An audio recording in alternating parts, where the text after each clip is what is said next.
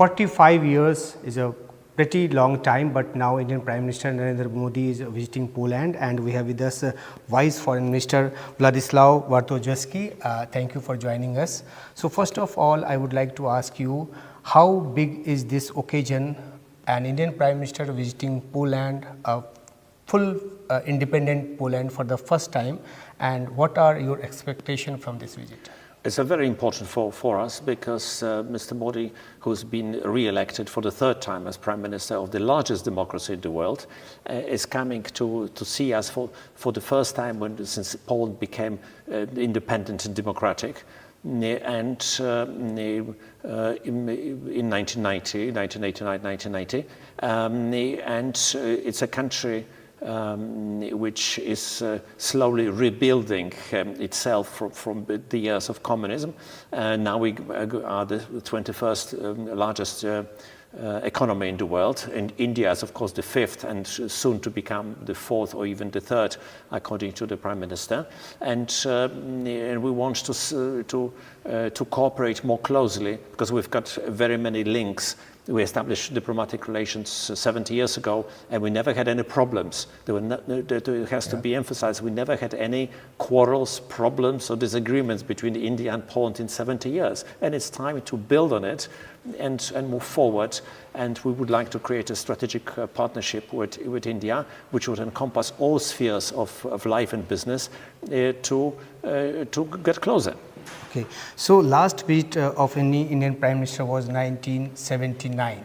So can you give a comparative picture, because at that particular time you can recall what was the situation at that particular time and now how the dynamics have changed? Well, 1979 was a kind of beginning of the dying throes of communism in Poland. The country was becoming worse and worse economically. The Communist Party was losing power, although it took another 10 years for it to relinquish power, but it was beginning of the end, and it was, you could feel it. I could feel it. I was finishing my university then, and we were not free. We were colonized by the Soviet Union at the time. And now we are a fully democratic nation, a member of the European Union, part of the democratic world, and we therefore welcome the leader of the largest democracy in the world to visit us in a completely different setting than 45 years ago. So what we should expect, what a big ticket deal is going to happen in this trip? Well, I think we're planning to sign a strategic partnership, and that encompasses everything, because it talks about political relationship, it talks about diplomatic relations, it talks about business, economy, investments, trade, but also security issues, including cybersecurity, and talks about cooperation in various areas in the world, because we are interested in what's happening in the Pacific region, in what's happening in India and further east. We're interested in culture. We would have cultural exchanges, educational exchanges, more tourism, more connectivity, more work together on green economies, transformation of energy in both our countries, the IT issues. India is a leader in IT, and we are fairly advanced in that sphere as well.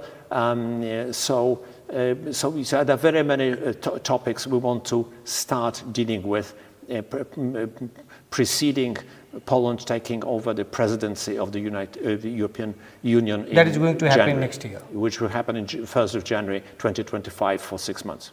So this visit will certainly put a very strengthened base so that we can progress further, and we should not wait for another 45 years for another high-level visit. We certainly will not wait for that. I hope the President of Poland will visit India at the beginning of next year. We will maintain close links with the Indian government in the future, but also with Indian business and with Indian people. And I certainly we have no years to waste. And one final question is about Ukraine. Prime Minister Modi is also going to visit Ukraine. So what kind of expectations in Poland? Do you think that any kind of peace formula is going to come out during this visit or after this visit?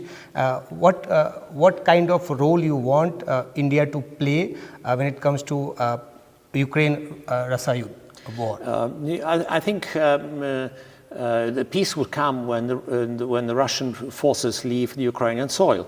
What Mr. Modi, the Prime Minister, may see is that he will see the first imperial colonial war of the 21st century waged in Ukraine. In India, with its sad tradition of colonialism, being a victim of colonialism, may appreciate what is happening in Ukraine.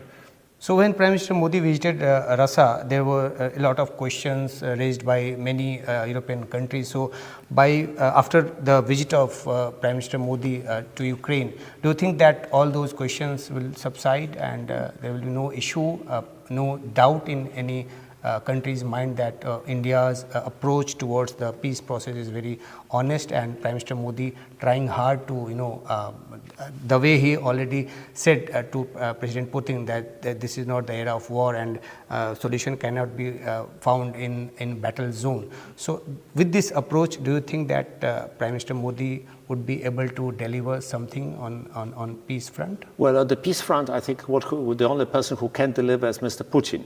But it's undoubtedly Mr. Modi, who nobody doubts his good intentions and his efforts, will see the other side of the story in Ukraine. And of course, we want peace. Nobody wants war. Poland was savaged by the Second World War, and nobody wants that to be repeated.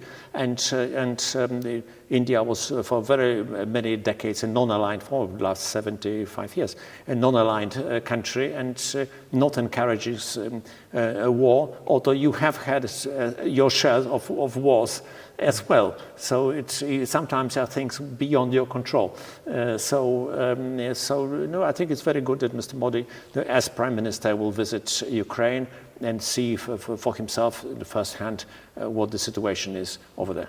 Thank you. Thank you for talking to Thank you very much.